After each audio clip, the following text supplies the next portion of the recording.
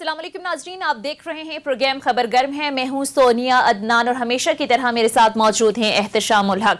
नाजरीन, वो सूबा जो पाकिस्तान तहरीक इंसाफ का मजबूत गढ़ तस्वुर किया जाता है, वहां बल्दियाती इंतखाबात के पहले जो मरहले के नताइज हैं वो हुक्मरान जमात के लिए आई ओपनर हैं और ये कहा जा रहा है कि हुक्मरान जमात को झंझोड़ने के लिए काफ़ी हैं, क्योंकि KPK में तहरीक इंसाफ की हुकूमत जो है वो ऑलमोस्ट अपनी दूसरी आईनी मुद्दत पूरी कर रही है और हम देख रहे हैं कि अब तक जो नताइज सामने आए हैं बल्दियाती इंतखाबात के, ऐसा लग रहा है कि पाकिस्तान तहरीक इंसाफ अपनी मकबूलियत बरकरार रखने में कामयाब नहीं हो सकी। अहम बात लेकिन यह है कि PTI ने शिकस्त तस्लीम कर ली है, अपनी गलतियों का भी एतराफ़ कर दिया है। आज प्राइम मिनिस्टर की जानिब से इस हवाले से ट्वीट भी किया गया और ये कहा गया कि पहले मरहले में हमसे गलतियां हुई, इसका हमने खमियाजा भी भुगता। गलत उम्मीदवारों का इंतखाब जो है वो इस शिकस्त की एक कलीदी वजह बताई प्राइम मिनिस्टर ने।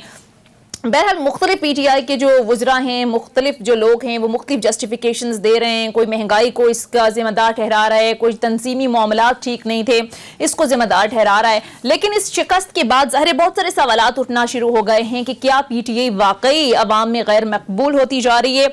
और फिर सबसे अहम सवाल ये कि इन नताइज का नेशनल लेवल की जो पॉलिटिक्स है इस पर भी कोई असर पड़ेगा, और जिन गलतियों का एतराफ़ किया गया है PTI की लीडरशिप की जानिब से, क्या इसके अजाले का वक्त आ गया है? KPK की क़यादत के हवाले से कोई तब्दीलियां भी की जाएंगी या नहीं? सारी सूरत हाल पर तफसील से बात करेंगे।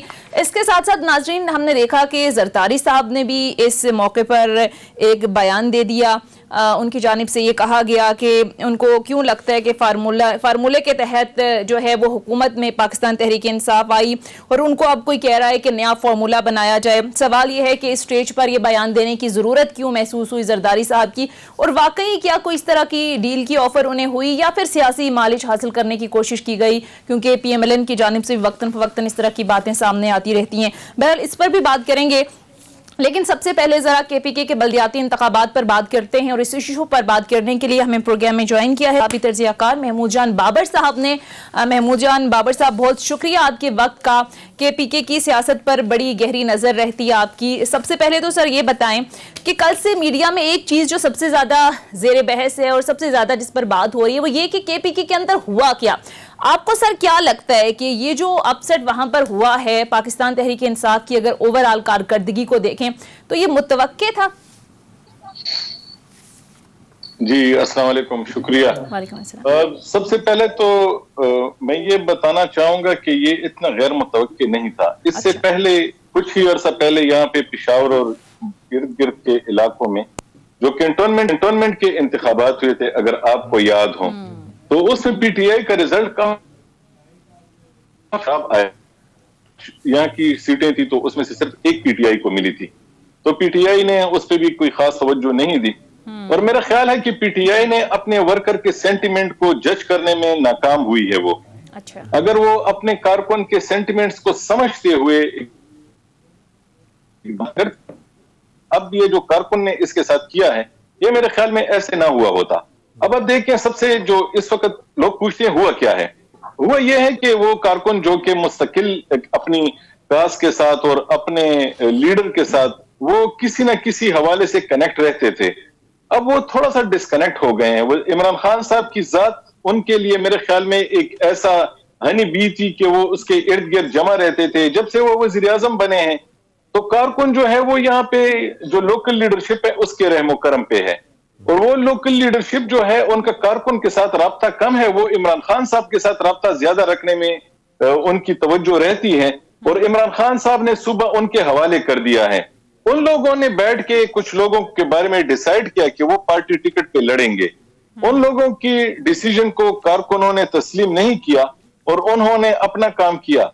इस वक्त जो यहाँ पे सूरत हाल है वो ये है कि ये वो कारकुन हुआ करते थे, जब इमरान खान का नाम आता था तो जुनून उन पे तारी हो जाता था। पेशावर में हम कहते हैं पश्तो में जिन आ जाते थे इनको, लेकिन इस बार इनको ये जिन नहीं आए, तो इनको वो जुनून नहीं हुआ, जिसकी वजह से हमने देखा कि वो अपने अपने लिए वोट मांग रहे थे। पहले, इससे पहले जितने इलेक्शंस हुए थे सब लोग तहरीक इंसाफ के लिए वोट मांगते थे।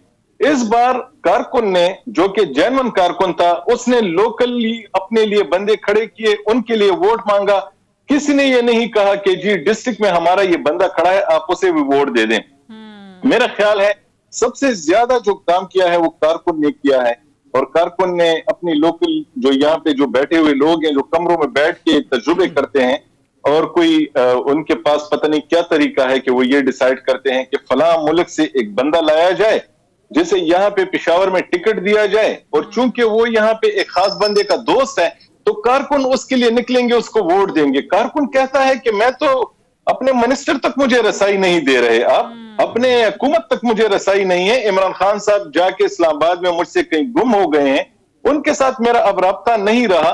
वो आते हैं सरकारी तकरीर करके टीवी पे चले जाते हैं, मेरे साथ जब उसका राब्ता कराया जाए, क्योंकि कारकुन को जो ड्रिप लगती थी, उसे जो एनर्जाइजर और वो जो चीजें उसको मिलती थी वो इमरान खान के जरिए मिलती। इमरान खान साहब जो है क़यादत के दरमियान और फिर जो कारकुनान थे, ये वजह बताई जा रही है। बहरहाल एहतशाम साहब, मुख्तलिफ वजूहात, मुख्तलिफ जस्टिफिकेशन दी जा रही हैं। कोई महंगाई को जवाब बना रहे। आज प्राइम मिनिस्टर ने भी ट्वीट किया, उन्होंने कहा पहले मरहले में गलतियां की और खमियाजा भुगता, गलत उम्मीदवारों का इंतखाब एक कलीदी सबब था। लेकिन एहतशाम साहब वो कहते हैं ना, सब कुछ लुटा के होश में आए तो क्या किया। क्या हुआ, देखिए बात दो चीज़ें हैं बड़ी। एक तो यह है कि महमूदान बाबर ने बड़े खूबसूरत तरीके से मेरा ख्याल है समझ दिया, दो चार बातें ऐसी कर दी हैं जो मेरा ख्याल है जिस तरह के नाकामी की वजह क्या है। अल्हम्दुलिल्लाह महमूदान बाबर नेशनल इंटरनेशनल मीडिया के लिए लिखते हैं, प्रोग्रामों में काम करते हैं, माशाल्लाह बड़ा नाम है, अफगान नूर के बड़े माहिर हो गए हैं, बड़ी अच्छी बातें हैं। देखिए दो चीज़ें महमूदान मुझे समझ आती हैं। पहली तो बात यह है कि आज सारी लीडरशिप ये कहती है कि जी हमसे गलतियाँ हुई, और प्राइम मिनिस्टर साहब कहते हैं कि जी उम्मीदवारों के चुनाव में गलतियाँ हुई। फिर ये कहा जाता है कि जी उन्होंने ये भी कहा कि अगले मरहले में जो केपी में इलेक्शन होंगे मैं उसकी खुद निगरानी करूँगा। अब ये बात मुझे तो बड़ी अच्छी तरह समझ आती है कि जी जिस वक्त ये इलेक्शन हो रहा था, उनके कैंडिडेट लाए जा रहे थे, आई एम श्योर इसका उन्हें पता होना चाहिए था, या आज़म खान जो उनके बड़े करीबी हैं, प्रिंसिपल सेक्रेटरी हैं, उन्हें बताना चाहिए था। दूसरी बात यह है कि सियासत कहते हैं बड़ा बेरहम प्रोफेशन है। नवाबजादा नसरुल्लाह मरहूम कहा करते थे कि इसमें सियासत के सीने में दिल नहीं होता, और यहाँ पे तो सियासी लोग रोज़ाना मरते हैं, तभी मौत तो एक दफ़ा ही आती है। तो ये रोज़ाना की मौत ये है कि रोज़ाना एक नई ह्यूमिलिएशन से, फ्रस्ट्रेशन से आपको गुजरना पड़ता है। अब सवाल यह है कि जी क्या हिकमत अमली महमूदान बदली जाएगी, क्या नाकामियों का ये नाकाम जिस बात पे हुए जिम्मेदारों का तयन होगा। नूर आलम साहब इनकी पार्टी के आदमी है, 3 चैनल पे कल बोल रहे थे। और फिर उसके अलावा तो आप देख लें, कहा जा रहा है कि जी 14 से ज़्यादा जगहों पे तो आलम यह था कि अपनी पार्टी के लोग जो है किसी दूसरे अपोजिशन के लोगों को जो है ना वो सपोर्ट कर रहे थे। तो महमूदान आपको क्या लगता है कि अंदरूनी पार्टी के अंदर खलफशार, एक तो बात आपकी सही है कि नजरियाती कारकुन साइड लाइन हो गया, उसको आवाज़ देने वाला कोई नहीं था, उसकी आवाज़ सुनने वाला नहीं था। लेकिन यहाँ पे हम देख रहे हैं, कहा जा रहा है कि जी जो मर्जी आप कहें, परवेज़ खट्टक के कामयाब आदमी था, उसके मुकाबले में महमूद खान आपके हमनाम है, वो कहते हैं वो कारकर्दगी नहीं दिखा सके जिस तरह बुज़दार साहब नहीं दिखा पा रहे। आपको लगता है कि ये लड़ाइयाँ अंदर कैबिनेट के अंदर, पार्टी के अंदर वो ले बैठी हैं इन इलेक्शन में पार्टी को? यहाँ पे जो पार्टी का सबसे बड़ी स्ट्रेंथ थी ना, वो इसका वर्कर हुआ करता था। और लेकिन जो यहाँ पे लोकल लीडरशिप है, जिसमें यहाँ पे बात की जाती है कि यहाँ गवर्नर खैबर पख्तूनख्वा हैं शाह फरमान और अली अमीन गंडापुर, इनके बारे में ये कहा जा रहा है कि इन्होंने ये टिकट दिए और इन्होंने उन इलाकों में भी ये इलेक्शन हारे जो इनके अपने आबाई इलाके हैं, जहां से ये 2-2 सीटों पे जीत के आते थे। अब इस बार हुआ क्या है, मैं थोड़ा सा एक बात कहना चाहूंगा अगर आप मुझे इजाजत देंगे। जी जी। इनको पिछले 2013 के इलेक्शन में, 2018 के इलेक्शन में जो जनरल इलेक्शन थे और इसके दरमियान एक 2015 के इलेक्शन हुए थे, इनको कहीं ना कहीं से कुछ सपोर्ट मिल रही थी, जो कि सबको मालूम था कि कहां से मिल रही थी। इस बार भी शायद ये तकिया किए बैठे थे कि यार कुछ काम हम कर लेंगे, कुछ वहां से भी कुछ हो जाएगा, लेकिन कहीं से कुछ नहीं हुआ। इस बार ये पहली बार है कि जो सियासी जमातों की शिकायत हुआ करती थी कि तहरीके इंसाफ की मदद की जा रही है, मैं यहां पे बैठ के ये कह सकता हूं कि कहीं से तहरीके इंसाफ की मदद नहीं की गई। पहली बार तहरीके इंसाफ ने अपने बलबूते पे ये इलेक्शन लड़ा और बतौर पॉलिटिकल पार्टी उससे अपनी पोजीशन का अंदाजा हो गया। तो महमूदान आप ये कहना चाह रहे हैं कि जो सरपरस्ती हासिल होती थी, जिनकी होनी चाहिए, इस दफा नहीं थी पीटीआई को?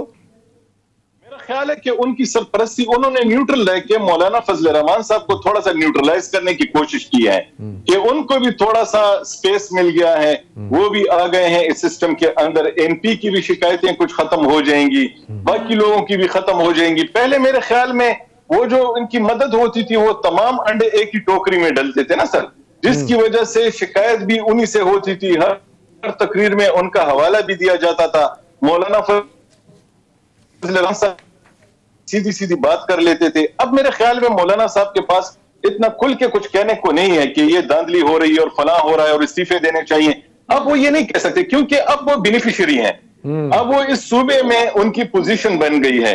तो मेरा ख्याल है कि उन्होंने भी एक मैसेज दिया है, तहरीक इंसाफ को भी मैसेज मिला है, मौलाना साहब को भी मैसेज मिला है, तमाम लोगों को मैसेज मिला है कि वहां से जो शिकायत हुआ करती थी अब शायद आइंदा इलेक्शंस में भी वो शिकायत ना हो।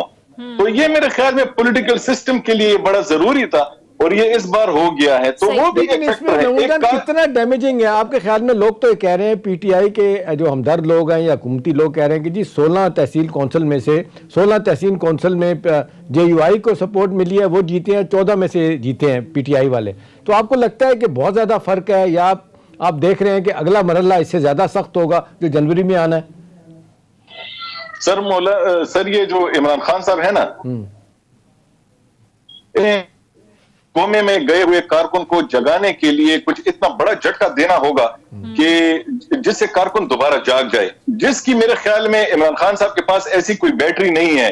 इस वक्त उनकी हुकूमत की जो माली हालत है अगर आप वो देखें, इस वक्त उनकी अपनी दीगर हवालों से पोजीशन देखें वो भी इतनी मजबूत नहीं है। वो कोई ऐसा काम नहीं कर सकते कि अपोजिशन की जो जमातें जिनका बयानिया इन्होंने बनाया था कि उन्होंने इस मुल्क को लूटा है, उनको सजा दिलवा दें या अपने लिए लोगों के लिए कोई ऐसा पैकेज लेके आ जाए आम लोगों के लिए जिससे इसके कारकुन का एतमाद बहाल हो जाए। तो मैं नहीं समझता कि वो इतना ज्यादा कुछ कर सकेंगे। ये बताइएगा, जिस तरह से आपने बात की कि कारकुनों को जगाने की जरूरत है और फिर हमने देखा कि पीटीआई की लीडरशिप की जानिब से भी बड़ी गलतियों का एतराफ किया गया कि तंजीमी सतह पर मामलात ठीक नहीं थे, इंतजामी मामलात ठीक नहीं थे। तो क्या आने वाले दिनों में हम केपी के अंदर क़यादत की तब्दीली भी देखेंगे? क्या इस तरह की कभी सूरत हाल बन सकती है? देखिए, इमरान खान साहब ने शायद पहले भी एक बार कोशिश की थी, लेकिन उन दिनों मेरी मालूमात के मुताबिक जब अचानक जहांगीर तरीन साहब का वो स्कैंडल सामने आ गया चीनी का और पार्टी अंदरूनी एक इंतशार का शिकार हो गई, तो इसलिए इस सूबे में तो उन्होंने नहीं किया। क्योंकि यहाँ के जो लोग हैं तो उन्होंने भी ये तासुर दिया हुआ है और इमरान खान साहब ने भी ये तासुर, वो अपने कारकुन पे ट्रस्ट नहीं कर रहे, वो इन बीच के कुछ लोगों पे ट्रस्ट कर रहे हैं, जिसकी वजह से इमरान खान साहब का कारकुन कहीं और जा रहा है। आपको पता है ना कि इन इलेक्शंस में तहरीक इंसाफ ने कहीं कहीं जमीयत उलमा इस्लाम के साथ एडजस्टमेंट की थी। अच्छा। कि हम मेयर की सीट के लिए आपको वोट देंगे, आप निचले वाला वोट हमें दे दें। जमीयत उलमा इस्लाम ने उन्हें कन्विंस किया था। अच्छा। उस बंदे के साथ उन्होंने जाके ये सारी बातचीत की थी। कुछ इलाकों में कह रहे हैं कि काफी मायूस कुन है। एहतशाम साहब, ये जो बात होती है चीफ मिनिस्टर केपी के हवाले से पंजाब के अंदर के पंजाब का हाल जो बुज़दार साहब ने किया है, यहाँ पे वो बुज़दार प्लस उनको कहा जाता है, तो आपको लगता है कि क़यादत में तब्दीली इस वक्त जरूरत है? सुनिए, पहली तो बात जो महमूद जान कर रहे हैं ना, एक तो बात बिल्कुल सही है कि जी अगले इलेक्शन के लिए प्री रेक्विजिट एक चीज़ हो गई है कि अपने कारकुनों को, डाई हार्ट वर्कर्स को, आइडियोलॉजिकल नजरियाती वर्कर को झुंझोड़ना पड़ेगा, उनको मुतहर्रिक करना पड़ेगा। लेकिन महमूद जान, मेरा ख्याल है खाली एक वजह नहीं है। देखिए, एक वजह जो सबसे बड़ी बन रही है ना, मतलब महंगाई तो अपनी जगह है ही। महंगाई चलें आप लाख आप कहें कि जी बाहर से आई है, बाहर से ही आई है, बाहर वाले भी इफेक्ट हो रहे हैं। फिर गुर्बत में इजाफा, उसके बाद अनएम्प्लॉयमेंट में आप देख लें इजाफा, फिर गुड गवर्नेंस नहीं है, बैड गवर्नेंस हर जगहों पे, कारकर्दगी का बड़ा सीरियस फुकदान है, सब जगहों पे है। तो लोग इसको भी तो बहरहाल देख रहे हैं ना। और फिर यही अब मैं देख रहा था बुज़दार साहब का एक रो पीट के कल एक मुश्किल से एक प्लान करके एक इंटरव्यू कराया गया, तो वहाँ पे भी जो बात कर रहे थे जी हम इलेक्शन स्वीप करेंगे। भाई, कंटोनमेंट बोर्ड के इलेक्शन में आपके साथ क्या हुआ? 13 मेरा ख्याल है 22 इलेक्शन हुए पंजाब में। महमूजान एक जगह पीटीआई जीती है, बाकी सब जगहों में वो जीते हैं। अब सवाल ये कि यार्ड स्टिक क्या है, पैमाना क्या है कि जी आप देख लें बाई इलेक्शन में आप बहुत पीछे रहे, नहीं आ सके। कंटोनमेंट बोर्ड के इलेक्शन में बड़ी बुरी शिकस्त हुई आपको। अब बल्दियाती इलेक्शन शुरू हुआ है आपका केपी से, पंजाब में इधर आएगा दूसरे मरले के बाद। तो नहीं लगता दूर दूर तक के ये एक माइलेज कवर कर पाएंगे अनलेस के अपनी गवर्नेंस बेहतर करें। और कहने वाले तो लोग कहते हैं कि जी एक प्राइम मिनिस्टर ने जब एक वक्त आया था कि 3 महीने का मजीद टाइम दिया बुज़दार को, तो एक वजीर ने प्राइवेटली बात की कि जी 3 महीने क्या 30 साल भी आप उन्हें देने कोई फ़र्क नहीं पड़ेगा। अब ये दो लोग जो हैं, दोनों चीफ मिनिस्टर इनके सूबों में बैठे हुए हैं, इन पे लोगों ने सवालिया निशान उठा दिए। तब्दीली मेरा ख्याल है इनको चाहिए कि एक मुतहर्रिक भाई सियासी आदमी लेके आए, दोनों तरफ जो चीज़ों समझता हो। वो देखें जहांगीर तरीन के जाने के बाद कोई बंदे ही नहीं है कोई मैनेज कर पाए, बड़े लेवल पे चीज़ें जिस तरह ख़राब हो गई हैं। तो मेरा ख्याल है प्राइम मिनिस्टर अगर खुद भी निगरानी करेंगे तो मुझे नहीं लगता कोई फ़र्क पड़ेगा अगले इलेक्शन की, अनलेस के बुनियादी तब्दीलियाँ नहीं होती और ये कारकर्दगी का बुरहान जो इतना बढ़ गया ये कम नहीं होता। अच्छा महमूद साहब, आखिर में ये बता दीजिएगा कि आपको लगता है कि इस सूरत हाल के अंदर दूसरा फेज होगा इंतखाबात का या फिर डिले होगा और पंजाब में इलेक्शन आपको होते हुए नजर आ रहे हैं? देखिए, पंजाब को छोड़े, ये खैबर पख्तूनख्वा के जो बकाया अजला है ना, उसमें भी मैं नहीं देखता कि तहरीके इंसाफ बाज़ाब्ता तौर पे तैयारी के बगैर वो आएंगे और यहाँ पे वो दोबारा दूसरा मरहला भी वो इलेक्शन का करवाएंगे। क्योंकि इस मरहले में उन्हें एहसास हो गया है कि इससे पहले की तैयारी ना हो। आपको पता है कि इस इलेक्शन में एक और भी चीज हुई थी, वो ये हुआ था कि तहरीके इंसाफ इस इलेक्शन के लिए बिल्कुल भी तैयार नहीं थी। वो उनका ये ख्याल था कि सुप्रीम कोर्ट से शायद थोड़ा सा उन्हें कुछ रिलीफ मिल जाए, जी ये इलेक्शन नहीं कराते, जब आप कहेंगे तो फिर हम करा देंगे। तो उनको वहां से भी रिलीफ नहीं मिला, जिसके बाद इन्हें इलेक्शन में आना पड़ा। ये बहुत ज्यादा रिलाय कर रहे थे, इनको कह दिया जाए कि बस जी आप सुकून करें, आराम करें, इनको इलेक्शन कराना पड़ा। बाकी जो बयानिया लेके आए थे अपोजिशन, तो उनका बयानिया पहले से मैदान में मौजूद था और इनके पास बयानिया कोई इस वक्त था भी नहीं। मुश्किलात बहुत ज्यादा थी, हुकूमत की कोई तैयारी नहीं थी, कारकुन जो था वो मोटिवेटेड नहीं था, जो नजर ना आने वाला हाथ था वो इनके साथ नहीं था। ये 4-5 चीज बड़ी चीजें थी, मार्केट इनके खिलाफ जा रही थी, महंगाई थी। तहरीक इंसाफ जो है वो अपनी गलतियों से कुछ सीखेगी, मसाइल का जिक्र किया जा रहा है, इनका अजाला करने के लिए संजीदगी से काम लिया जाएगा या नहीं। बहरहाल बहुत बहुत शुक्रिया महमूद जान बाबर साहब, सीनियर सहाफी तर्जियाकात प्रोग्राम में हमारे साथ मौजूद थे। नाज़रीन मुख्तसर ब्रेक लेते हैं, ब्रेक के बाद जब वापस आएंगे तो पाकिस्तान पीपल्स पार्टी के सीनियर रहनुमा कमर जमान कारा साहब हमारे साथ प्रोग्राम में मौजूद होंगे। Stay tuned.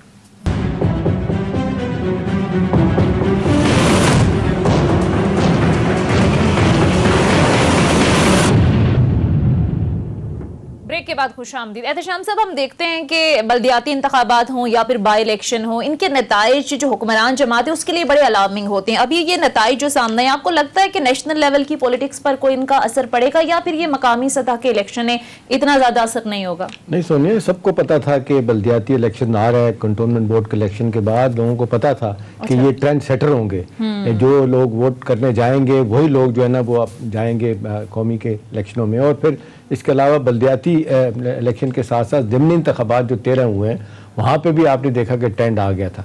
मेरा ख्याल है अहम सवाल सुनिए ये कि अब अगर हाई लेवल एक इंक्वायरी प्राइम मिनिस्टर साहब नहीं करवाते कि क्यों हुआ ऐसा, ये जिस तरीके से केपी में चले किसी और जगह पे इतनी शिकस्त शायद लोगों को हजम हो जाती, यहाँ पे नहीं हो रही। और वो भी जो आपके कट्टर मुखालिफ हैं JUI मौलाना फजल रहमान, जिस तरह आज वो बातें कर रहे हैं, मौलाना फजल रहमान को सामने रखे PMLN जो मजे ले रही है। हालांकि PMLN भी तो आप पूछे ना, आप भी तो पंजाब की अब तक की पार्टी ना, आप वहाँ से कौन से जीते हैं? वो कहते हैं जी हम थोड़ा सा वो हज़ारा में कुछ हमने कुछ किया है, वैसे कुछ भी नहीं किया उन्होंने। 3 सीटें उनको मुश्किल से मिली हैं। तो सवाल ये है कि भी क्या आपका फोकस पंजाब में, क्योंकि पंजाब बड़ा सूबा है, 13 करोड़ की आबादी के वोट लेके आप सदर भी प्राइम मिनिस्टर भी बन जाते हैं, छोटे भाई आपके CM भी बन जाते हैं। सवाल इस वक्त बड़ा सीरियस नोयत का है प्राइम मिनिस्टर के लिए कि भाई क्या वो बैठ के सोचेंगे ये क्यों हुआ? क्या वो आप लोकल लीडरशिप, वहाँ की सूबाई सतह की लीडरशिप और फिर नेशनल सतह की लीडरशिप इनको इकट्ठा करेंगे? और ये जो बार बार हम रोज़ाना देखते हैं कि इनकी कैबिनेट मीटिंग हो, इनकी कोर कमेटी मीटिंग हो, जिस तरीके से खुले इख्तलाफात सामने आते हैं और एक दूसरे के खिलाफ संगीन नोयत के इल्ज़ामात लगते हैं, प्राइम मिनिस्टर फिर बड़ी मुश्किल से किसी को रोकते हैं, किसी को चुप कराते हैं। ये काम आपने देखा KP में हो चुका है। 1.5 साल पहले आपने देखा काबीना में तब्दीली की गई, 2-3 वजीरों को तब्दील किया गया था, उसका बहुत सीरियस नुकसान हुआ। वहाँ पे कहा जाता है कि जी कैप्टन ऑफ शिप जो है ना तब्दील करने की ज़रूरत है। ये महमूद खान साहब के बारे में सब लोगों की राय है माज़रत के साथ कि वो अपने लोगों को साथ ले जाने में, लेके चलने में कामयाब नहीं हुए।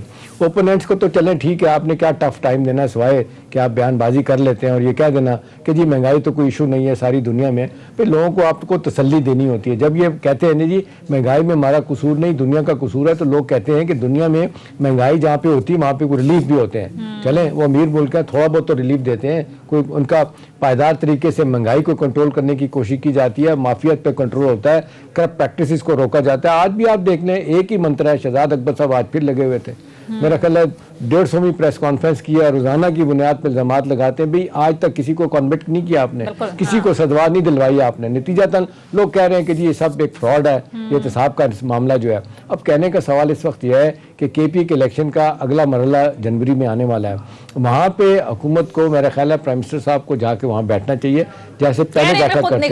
निगरानी करने का सवाल इस तरह होगा कि वहाँ जाके पहली तो बात यह है कि जैसे महमूद जान कह रहे थे, नजरियाती कारकुन जो खामोश होकर बैठा हुआ है उसको लेके आए सामने, फिर जो इख्तलाफात हैं उनको कम किया जाए। तीसरा ये जो मुदाखलत एक दूसरे के वजारतों में होती है या पार्टी लीडरशिप के अंदर जो इख्तलाफात हैं, मुदाखलत के इल्जामात लगते हैं, उनको रोका जाए। क्या वजह है कि नूर आलम आपके ठीक है पहले पीपल्स पार्टी में थे, आज आपके एमएनए, सारे लोग उनके पे इल्जामात लगा रहे हैं कि इन्होंने हरवाया, इन्होंने हरवाया। वो कहते चले 2 जगह तो मैं था, बाकी जगहों पे मैं नहीं था। वो 14 जगह पे जो इल्ज़ाम लग रहा है कि जी आप आपस में जो लड़ते रहे और आपके लोकल लीडरशिप जो थी वो उन्होंने वोट जाके जेयूआई के लोगों को दिया। तो मेरा ख्याल है अहम सवाल ये है कि डिसग्रंटल एलिमेंट, फ्रस्ट्रेटेड एलिमेंट पार्टी के अंदर है, उसको सेटिस्फाई करने के लिए प्राइम मिनिस्टर साहब को वक्त देना होगा और वजूहत जाननी होगी। और सबसे बात अहम है सोनिया कि जिन लोगों पे जिम्मेदारी आती है कि उन्होंने हरवाया, उनको फिक्स किया जाता है, नहीं किया जाता, ये एक अहम सवाल है। लेकिन एहतशाम साहब, मैं सुन रही थी प्राइम मिनिस्टर को कल, वो ये कह रहे थे कि केपीके तो वाहिद सूबा है जहाँ गुर्बत तेजी से नीचे आई। फिर हेल्थ कार्ड के हवाले से वो बड़ी बात करते हैं कि हेल्थ कार्ड ने तो इनकलाब बर्पा कर दी और पहली बार ऐसा हुआ है केपीके की हिस्ट्री में कि हम दोबारा मुंतखब हो गए। और सर बीआरटी दिया केपीके को, फिर ये हेल्थ कार्ड, सर ये चीजें भी किसी काम नहीं आई पीटीआई के। लेकिन ना बीआरटी तो फिर वही 20 अरब से शुरू होकर 120 अरब पे वो ख़त्म हुआ। शुरू में आपने मेट्रो बसेस की मुखालफत की, आपने मजाक उड़ाया, फिर आप सियासी दबाव में आके आपने उसको शुरू करवाया। अब जितने तरीके से जिस तरह फंक्शन हुई है उस पर भी लोग बड़ी बातें करते हैं, आए दिन तस्वीरें आती हैं, सीटें फाड़ दी जाती हैं, जंगले तोड़ दिए जाते हैं, पता नहीं क्या होता है। चले ये सारी जगह अपनी है, इसमें कोई शक नहीं। हेल्थ कार्ड बहुत अच्छा काम था। पुलिस में एफआईआर का रजिस्ट्रेशन वहाँ नहीं होती थी, वहाँ होती है। पटवारी के इंस्टीट्यूशन को ख़त्म किया गया, ये सारा ज़मीनों का हिसाब किताब जो है ना इसको कंप्यूटराइज किया गया, सारी बातें। लेकिन सोनिया हमसे सियासी तौर पर बहुत आगाह लोग हैं, वो बड़े जिसको कहना चाहिए समझ बूझ के लोग हैं। कोई भी पार्टी सबको पता है कि वहाँ एक पीरियड के बाद, एक टर्म के बाद नहीं आई दोबारा, इनको दूसरी मरतबा जितवाया गया। अब ये जो है ना ये इलेक्शन का इस तरह हाल होना, मेरा अपना ख्याल है परवेज खटक साहब सर कदर बेहतर चीफ मिनिस्टर साबित। देखिए अब उन्होंने तो किया है, वो मतलब आप लाख उनसे इख्तलाफ करें, पार्टी को उन्होंने इंटैक्ट रखा, मेरा कोई उनसे जाती वो नहीं है। लेकिन वो कहा जाता है कि जहांदीदा आदमी है, और कई हवालों से मैंने ये भी सुना है कि प्राइम मिनिस्टर को बड़ा वाज़ेह तौर पर कह देते थे, जी आपको डायनेमिक्स नहीं पता है सूबे की, मुझे पता है, आप छोड़ें, आप मुझे अहदाफ बताएं, डिलीवर मैं करके दूंगा। यही अहदाफ मेरा ख्याल है महमूद खान साहब को भी दिए होंगे जो सीएम है, और वो करने में नाकाम हुए हैं। क्यों नाकाम हुए? अब यही वजह, इंक्वायरी करवाएं और जिस पे जो नाकाम हुए उन पे उनको सजा दी जाए, उनको कम से कम यहाँ से हटाया जाए और सामने से, और ऐसे लोगों को लाया जाए जिनकी एक्सेप्टेबिलिटी पार्टी के अंदर कारकुनों में खास तौर पे ज्यादा है। और सर जहां पर जेयूआईफे की हम बात करते हैं तो जेयूआईफे हमने देखा माजी में साउथ केपीके के अंदर बड़ा स्ट्रॉन्ग होल्ड रहा है, लेकिन ये अर्बन एरियाज में जेयूआईफे का इन्फ्लुएंस कैसे बढ़ गया है? क्योंकि पेशावर के अंदर आम ख्याल तो यही था कि अगर पीटीआई के सपोर्टर्स नाराज भी हैं तो वो फिर जाएंगे एनपी की तरफ या फिर पीपल्स पार्टी की तरफ, लेकिन जेयूआईफे भी हमें अर्बन जो केपीके है वहां भी हमें बड़ी एक्टिव नजर आई। देखिए जो 7 एजेंसियां थी फाटा की जो मर्ज हो गया यहाँ पे केपी में आ गए, उनका इन्फ्लुएंस था, उन्होंने हमेशा इसकी मुखालफत भी की है कि इसको जमना किया जाए। इसमें नवाज शरीफ साहब के साथ उनका बड़ा ताल्लुक रहा। नवाज शरीफ साहब ने बड़ा अरसा तक ये जो 7 एजेंसियां हैं इनको शामिल नहीं किया, इनको केपी में शामिल नहीं किया। सत्ताजी साहब की एक बाकायदा रिपोर्ट भी छपी थी, उन्होंने कहा था इनको शामिल किया जाए, बड़ा लेट बहुत दबाव में आके किया। पार्लियामेंट ने जब उसको मंजूर कर दिया तो मजबूरन नवाज शरीफ साहब को करना पड़ा। सोनिया अहम सवाल इस वक्त ये नहीं है कि जी पार्टी की क़यादत को इस वक्त क्या करने की ज़रूरत है। अहम सवाल यह है कि डैमेज डन इतना सीरियस तरीके से हुआ है, इसको कवर कैसे किया जाएगा। अभी आप मौलाना फजल रहमान से लाख इख्तलाफ करें, देख लें सियासी तौर पे जिस तरह मुतहरक हुए, वो जाते थे, लोगों को खड़ा करते थे, रोज़ आए दिन उनके वहाँ फंक्शन होते थे, मदारिस में जाते थे।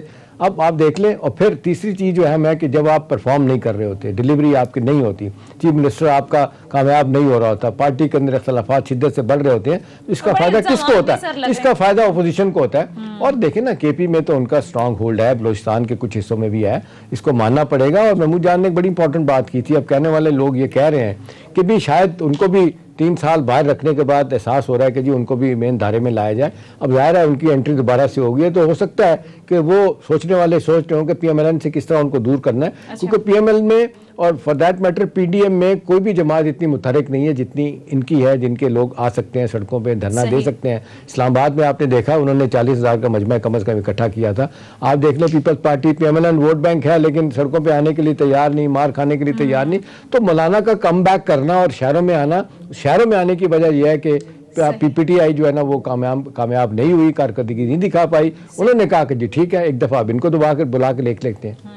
ठीक है, मुख्तसर ब्रेक लेते हैं नाज़रीन। ब्रेक के बाद वापस आएंगे तो आसिफ अली जरदारी की जानिब से दिया गया इस पर जरा राय लेंगे। Stay tuned.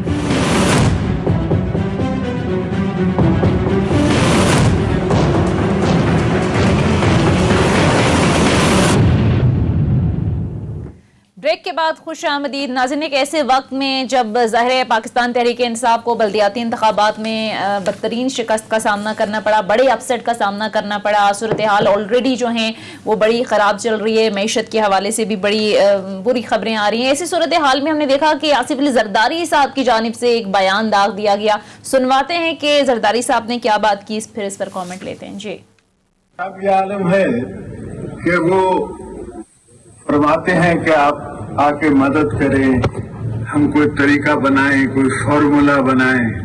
मैंने कहा सर फॉर्मूला कोई नहीं है, तुम लोग के फॉर्मूले बना के मुल्क का तुमने ये खाना खराब किया है। सवाल सीधा है कि इसकी करो छुट्टी, फिर करो हमसे बात। अभी तो मैंने लाहौर में कदम रखा है,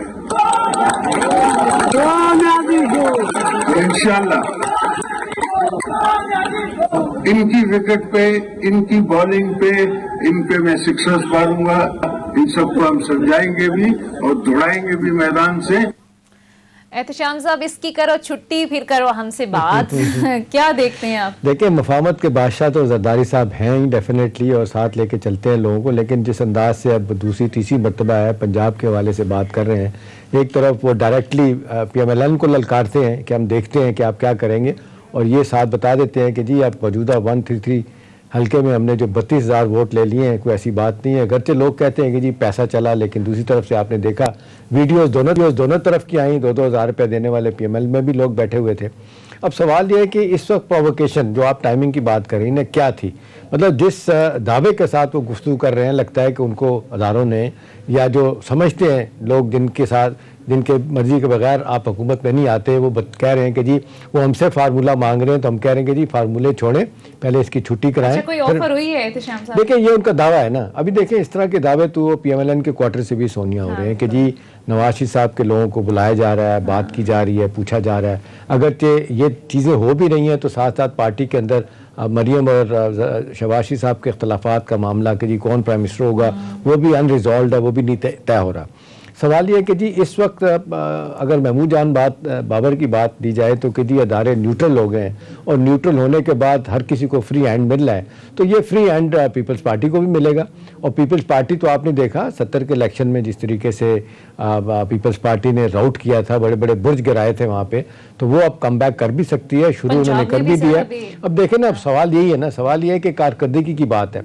अब तो सारे के सारे चाहे PMLN है, चाहे पीपल्स पार्टी है, JUI है, वो PTI की कॉस्ट के ऊपर जो है ना वो इलेक्शन लड़ेंगे और इलेक्शन जीतने की कोशिश करेंगे। बज़वर्ड जो है कारकर्दगी है वो अपने देखने नहीं मिली।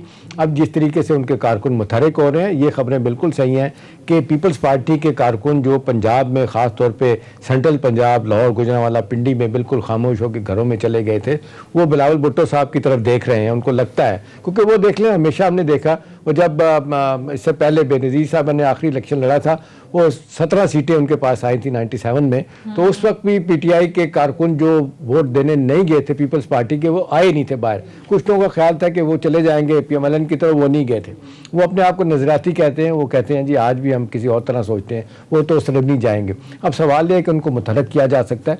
मेरा ख्याल है मौलाना फजल रहमान साहब ने अपने कारकुनों को मुतहरक न सिर्फ किया बल्कि भरपूर फ़ायदा उठाया PTI के अंदर के इख्तलाफात को, पार्टी के अंदर, वज़ीरों के अंदर, पार्टी के रहनुमाओं के अंदर। यही फ़ायदा मेरा ख्याल है जरदारी साहब भी उठाएंगे। और वो असल बात फिर यही आ जाती है कि बुज़दार साहब वाली एक बात तो मैं एग्री करता हूँ जो मरियम साहबा ने एक दफ़ा की थी कि मैं तो चाहती हूँ कि हुकूमत जो है, चाहे सियासी मकासद कुछ और थे या नहीं हासिल हो पाए, कि जी मैं तो चाहती हूँ कि 2023 तक यही रहे। और हम चाहते हैं कि ये इतने नाकाम हो जाएं कि उसके बाद हम आए तो आप लोग हमें आसानी के साथ जो है ना वो दोबारा से ले आए। देखिए एक सोच ये भी हो सकती है, इसमें कामयाबी मिल सकती है, लेकिन सोनिया सवाल ये है कि 22 साल की जद्दोजहद के बाद और आज भी आप देख लें कि पीटीआई का वोट बैंक अभी भी बड़ा स्ट्रांग है। अभी भी सोचने वाली बात यह है कि जो लोग ये सोचते हैं कि जी इस मुल्क को दो बड़ी पार्टियों ने लूट के तबाह किया, पैसा बाहर लेके चले गए, ठीक है अलग बात है कि साबित नहीं कर पाए, लेकिन ये आपको भी पता है मुझे भी पता है कि आज टेक्निकल तरीके से इन लोगों ने करप्शन किए कि उसको चले वो तो वो देखे ना वो व्हाइट कॉलर क्राइम कहते हैं ना, है वो तो उसको अनर्थ करना बड़ा मुश्किल काम है। कुछ लोगों का ख्याल है कि जी ये FIA के जरिए करवाते तो ज्यादा बेहतर था, नैब विच हंट करती है, जो इल्जाम लगते हैं पॉलिटिकल इंजीनियरिंग करती है। अब सवाल यह है कि हुकूमत उस तरफ तो अगर कामयाब नहीं हुई, अगर आप नविश्ता दीवार बनाते, कुछ लोगों को आप वाकई सजाएं दिलवाते तो लोग आपकी तरफ आते कि चले पैसा लूटा गया, सजाएं हुई। अगर ये भी नहीं हुआ तो साथ में अपनी परफॉर्मेंस सुनिए। ये ठीक है कोरोना 2019 में आया, इसके अपने मसाइल हैं, इसकी वजह से सारी दुनिया परेशान हुई, बैड लक भी रही, लेकिन कुछ हवालों से इनको कामयाबी इस तरह से जरूर हुई कि लॉन्ग टर्म बुनियादों पर कुछ चीजें ठीक करने की कोशिश की है। कोई जो इंस्टीट्यूशनलाइज करने की बात कर रहे हैं, कोई रिफॉर्म्स करने की बात कर रहे हैं, हुई नहीं है। लेकिन मेरा अपना ख्याल है कि अगर इस पार्टी के अंदर सियासत कम हो जाए और कारकर्दगी पे ज्यादा जोर देना प्राइम मिनिस्टर साहब शुरू कर दें, जैसे कि उन्होंने शुरू में किया था।